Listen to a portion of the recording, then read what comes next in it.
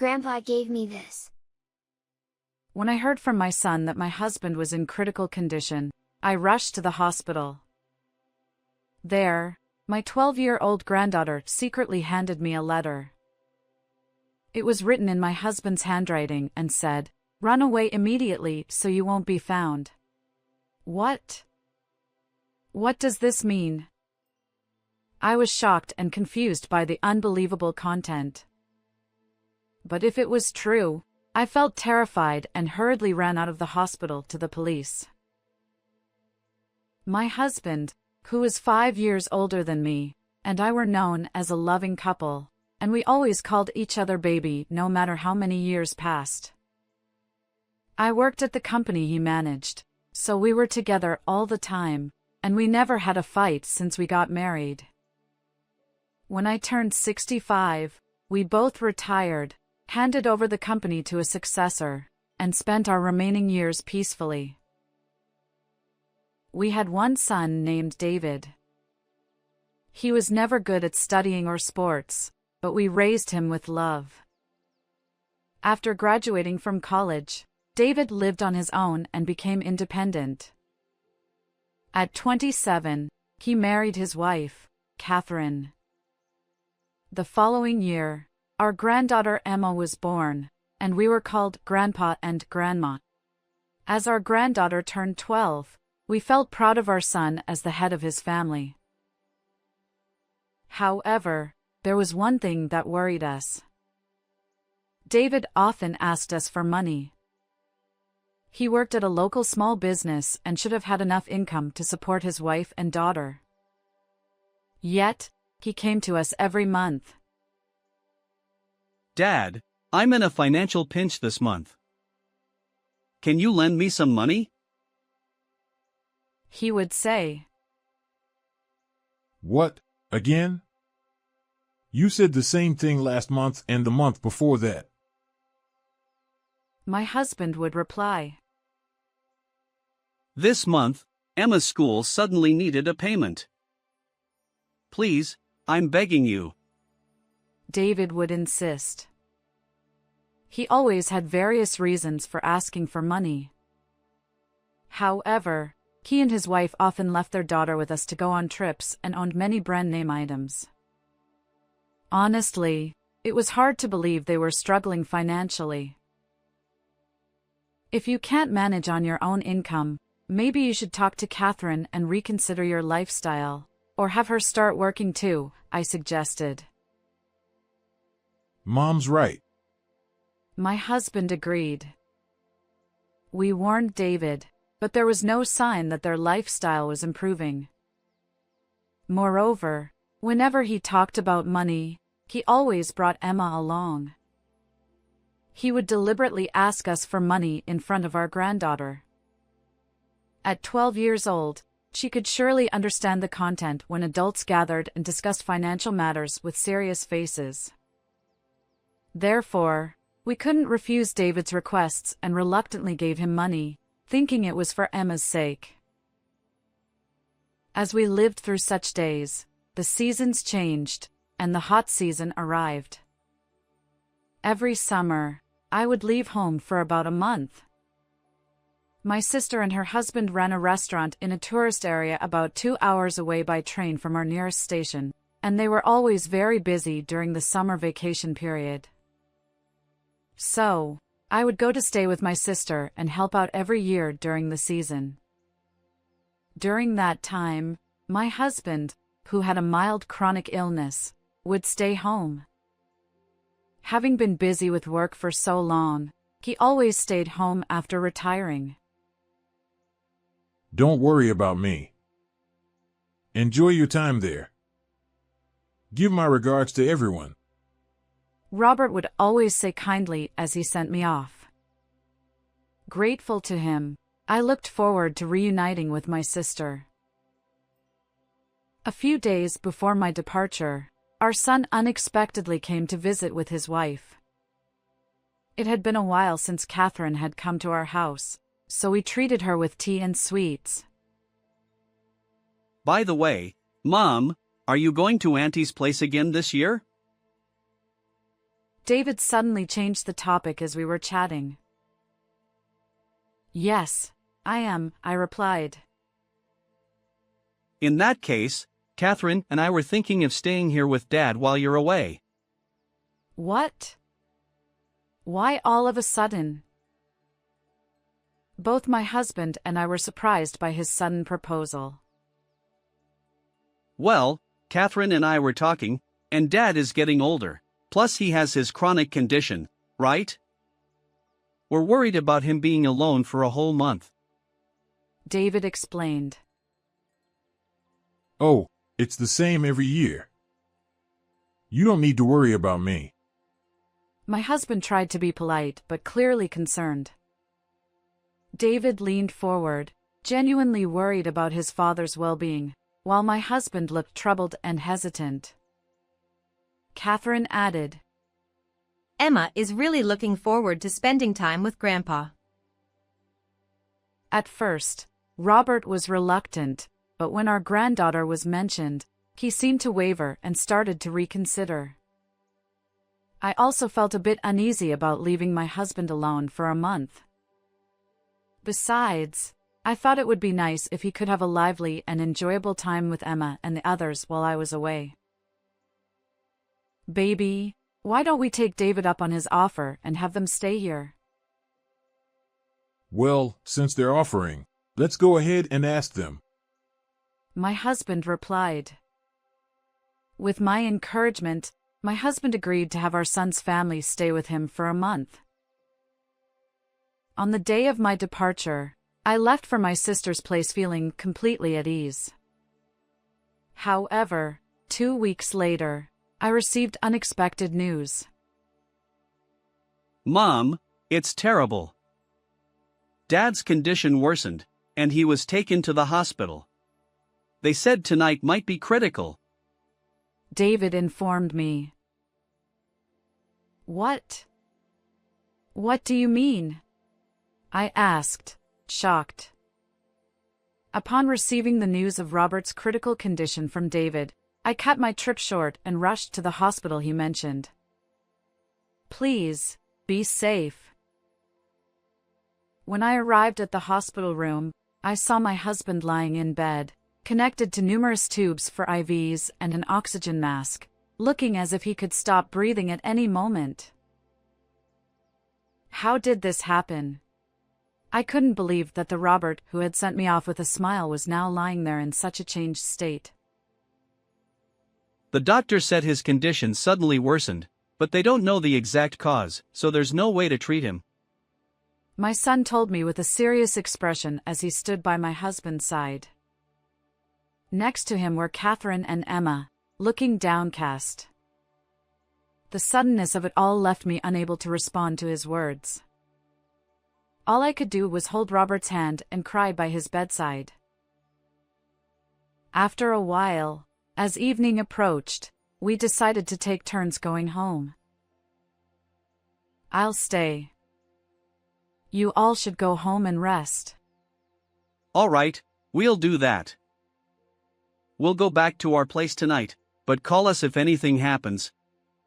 My son replied, and then his family left. In the now quiet hospital room, I sat alone, staring blankly at my husband's face.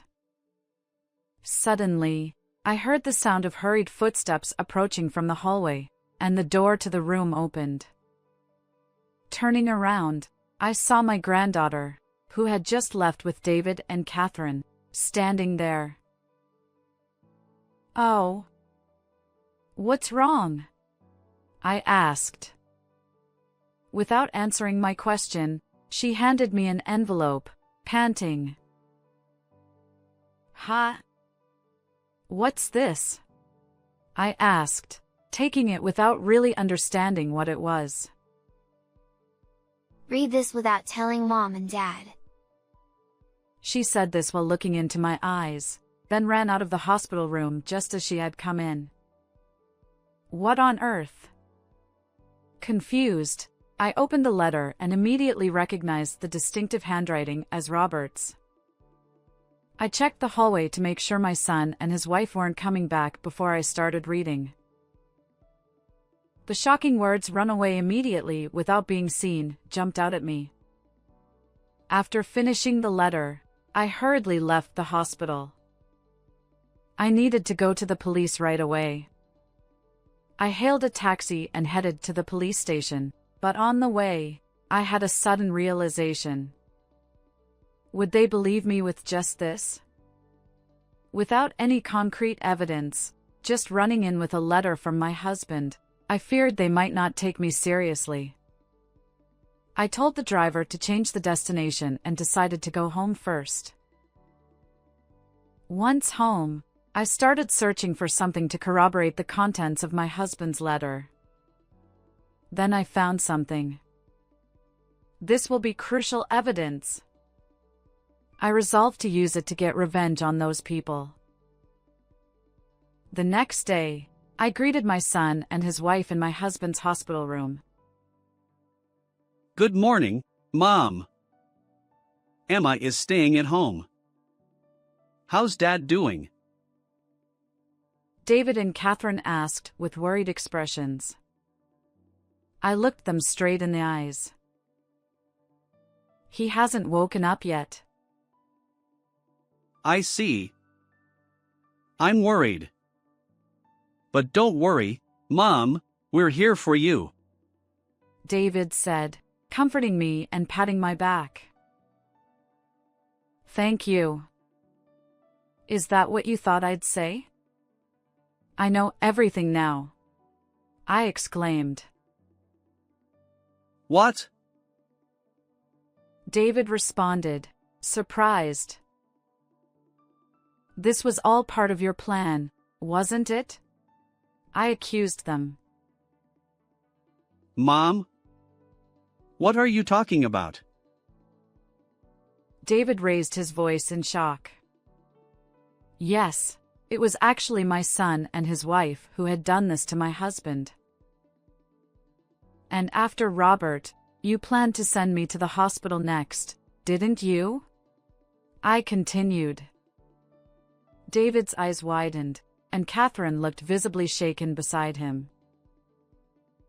The medication for his chronic condition that should have been at home was empty.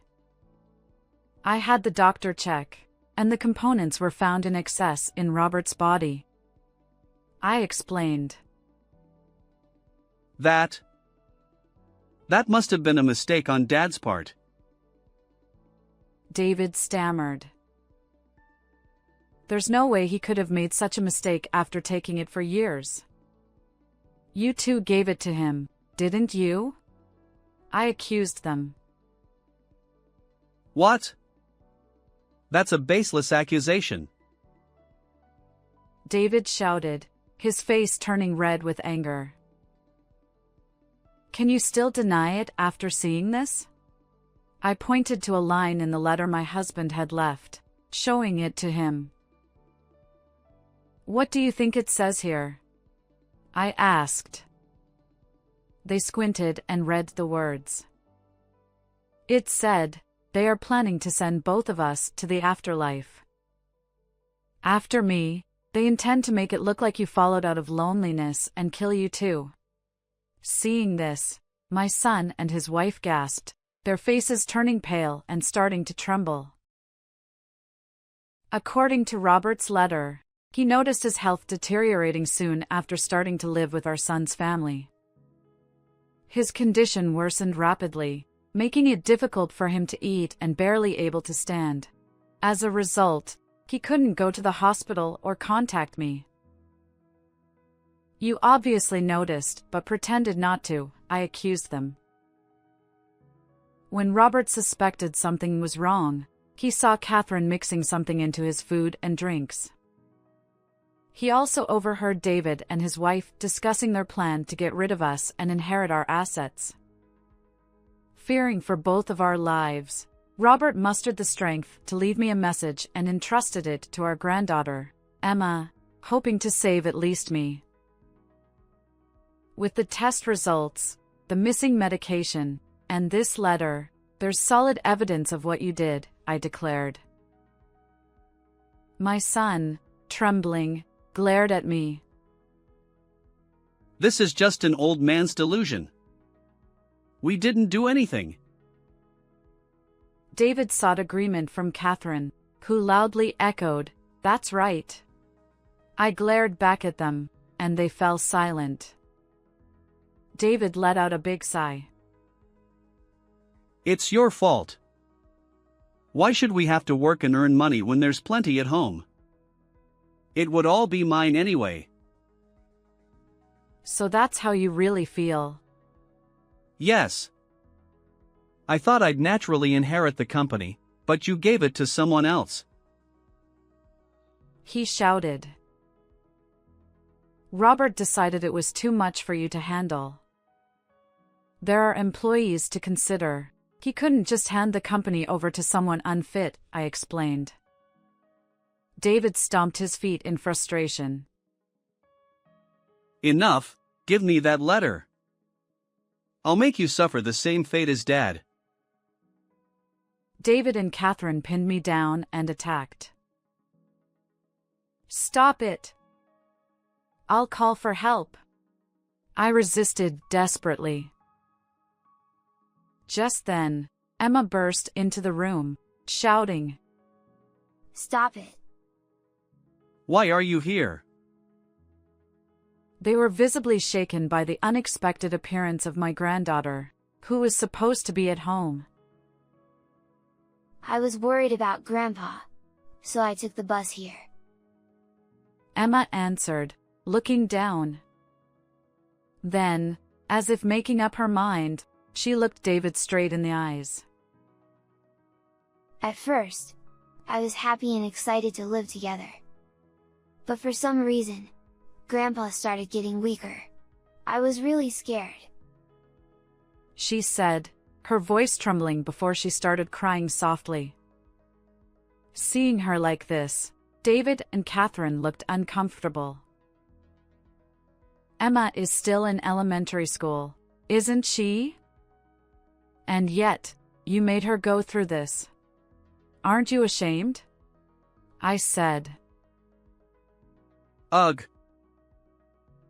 No matter if you're my son and daughter-in-law, a crime is a crime. I intend to submit this evidence to the police, I declared. Realizing they were cornered, David and Catherine turned pale and hurriedly sat down. I did it because I wanted the money. Please forgive me. Catherine also apologized profusely. I'm really sorry. They both pleaded tearfully. You tried to take Robert's life. And you made our precious Emma suffer. There's no way I can forgive you, I said. I spoke to them in an angry voice and called the police right there, handing them over when they arrived. My son and his wife were crying and begging for forgiveness as they were taken away. Later, during the investigation, David and Catherine confessed to giving my husband an overdose of his medication and were arrested. It was also revealed that David had been fired from his job long ago due to poor performance and was actually unemployed. The money they received from us was not enough, and they had been living off loans. With the repayment deadline approaching, they panicked and committed the crime to get Robert's assets. Once the cause of my husband's collapse was identified, he received appropriate treatment. Fortunately, he recovered without any lasting effects and was able to leave the hospital in good health. We decided to take in our 12-year-old granddaughter and raise her ourselves. Robert and I have agreed that our estate will eventually go to her. We plan to continue taking good care of Emma, ensuring she grows up healthy and happy.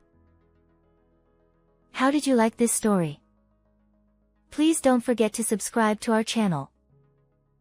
See you in the next video.